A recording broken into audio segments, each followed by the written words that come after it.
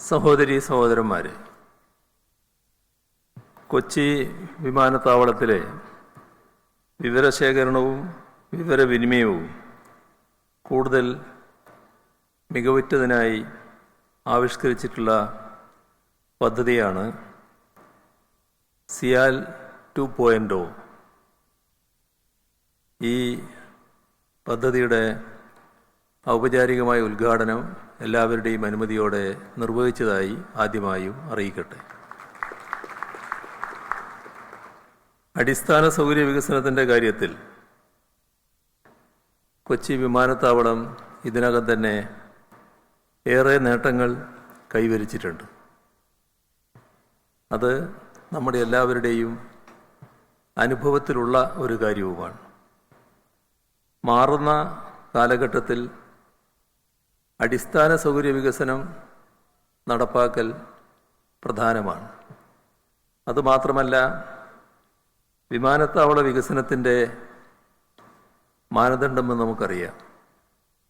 Airport ഓപ്പറേഷനുമായി ബന്ധപ്പെട്ട വിവരങ്ങൾ സൂക്ഷിച്ചു വെക്കേണ്ടതും ഏറ്റവും മികച്ച സാങ്കേതിക വിദ്യയുടെ സഹായത്തോടെ കൈകാര്യം ചെയ്യേണ്ടതുമുണ്ട്. അതിനുവേണ്ടിയാണ് സിയാൽ 2.0 ആസൂത്രണം ചെയ്തിട്ടുള്ളത്.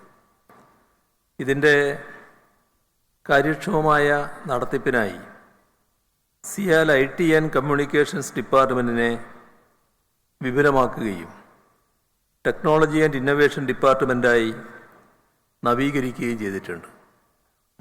അതോടൊപ്പം വിമാനത്താവളങ്ങളുടെ സൈബർ സുരക്ഷ എന്ന വിഷയത്തിൽ ഒരു എയ്റോ ഡിജിറ്റൽ സമ്മിറ്റും ഇന്ന് നടക്കുകയാണ്. 2023-24 രാജ്യത്തെ 37,50,00,000 പേർ വിമാനയാത്ര ചെയ്തതായാണ് കണക്കുകൾ. ഇതിൽ 27.5 കോടി പേർ ആഭ്യന്തര യാത്രക്കാരാണ്.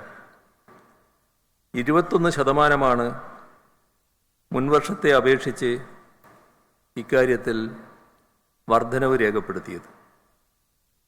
ആഭ്യന്തര യാത്രക്കാരുടെ എണ്ണത്തിൽ ലോകത്തിൽ 3-ാം സ്ഥാനമാണ് നമ്മുടെ രാജ്യത്തിനുള്ളത്.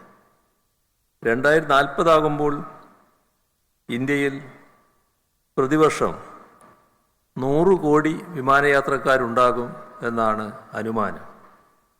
ഇത്രയും വലിയ വളർച്ച ഉൾക്കൊള്ളാനാകും വിധം നമ്മുടെ എല്ലാ വിമാനത്താവളങ്ങളും സജ്ജമാകേണ്ടതുണ്ട്.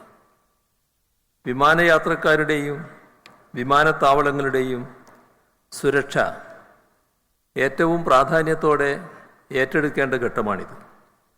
രാജ്യസുരക്ഷയെ സംബന്ധിച്ച ചർച്ച വരുമ്പോഴെല്ലാം വിമാനത്താവളങ്ങളുടെ പ്രവർത്തനങ്ങൾക്ക് ഏറെ പ്രാധാന്യം കൈവരുന്നത് നാം കാണുകയുണ്ടായി. കൊച്ചി വിമാനത്താവളത്തിൻ്റെ കാര്യമെടുത്താൽ പ്രതിദിനം 50,000-ത്തിലധികം യാത്രക്കാരുണ്ട്. 100,000-ത്തോളം പേർ ഓരോ ദിവസവും യാത്രാനുബന്ധ ആവശ്യങ്ങൾക്കായി ഇവിടെ എത്തുന്നു. 400-ലധികം സർക്കാർ ഇതര ഏജൻസികൾ, 30 എയർലൈനുകളും ഹോട്ടലുകളും ഉൾപ്പെടെ 200-ഓളം കമേഴ്സ്യൽ സ്ഥാപനങ്ങൾ ഈ വിമാനത്താവളത്തിൽ പ്രവർത്തിക്കുകയാണ്. ഇത്രയും വിപുലമായ വിമാനത്താവളത്തിൻ്റെ ഡിജിറ്റൽ അസറ്റ്സിൻ്റെ സുരക്ഷ ഏറെ പ്രധാനമുള്ള കാര്യമാണ്.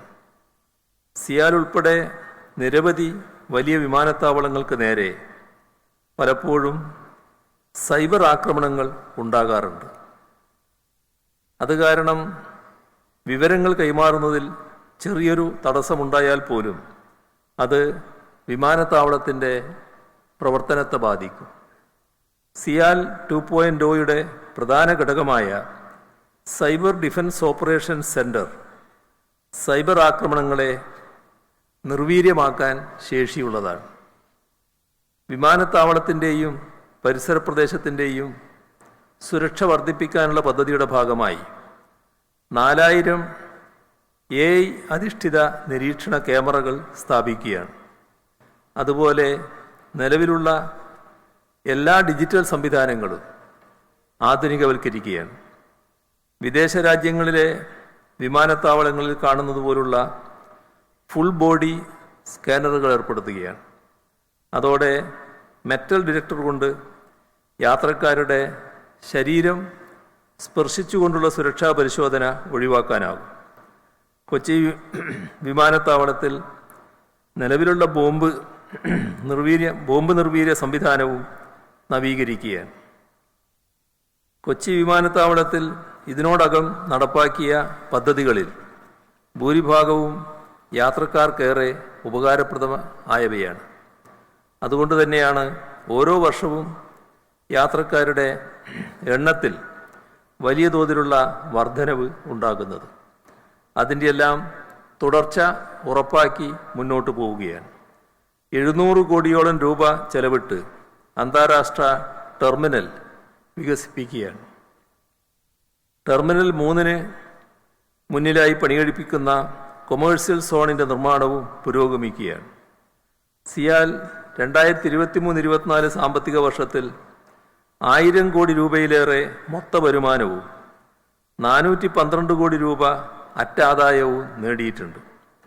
2023-24 സാമ്പത്തിക വർഷത്തിൽ 45% ലാഭവിഹിതമാണ് നിക്ഷേപകർക്ക് നൽകിയത്. സംസ്ഥാന സർക്കാർ നടപ്പിലാക്കി വരുന്ന വയനാട് മാതൃകാ ടൗൺഷിപ്പ് നിർമ്മാണത്തിലും സിയാൽ ശ്രദ്ധേയമായ പങ്കുവഹിക്കുന്നുണ്ട്. ടൗൺഷിപ്പിലെ 400 വീടുകളിൽ സൗരോർജ പാനലുകൾ ഘടിപ്പിക്കുന്ന പദ്ധതി സിയാൽ സ്വന്തം നിരക്ക് നിർവഹിക്കുകയാണ്.